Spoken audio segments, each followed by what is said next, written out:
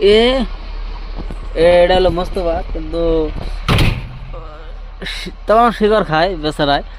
শিকড় খাইতে খাইতে এক সাইড মানে চুলি হেলাইছে। আর বর্তমান আছি আমরা ভুটানের দৃশ্যটা দেখেন, এই যে সামনে দিকে এই দেখাই দিলাম। আর ওই যে দেখতেছেন তো অবশ্যই এগুলা হলো মানে অভিশ্রম, যখন গেট পাস করার লাগে অনেক কাগজ জমা দেওয়ার লাগে। এরপর দেখেন অনেকই সুন্দর, ভিউটা ভালো লাগছে আর কি। ওই জাঙ্গো একজন মানুষ গাছ আছে কাগজ জমা দিবেন নিকা, ওই জায়গাতে আছে। আর এরপর দেখেন এই যে এটা হলো ভুটানের গেট। তো যাদেরকে ভালো লাগছে অবশ্যই কমেন্ট করে জানাবেন কিরকম লাগছে এর গেটটা। আর এই পাশে আমার গাড়ি ওই এই যে একটা আছে, ওই যে এই পাশে একটা আছে। আর এই পুলিশে কিন্তু গাড়ি চেক করতেছে বর্তমান। আর আমরা কিন্তু বর্তমান আছি গাড়ির ভিতরে।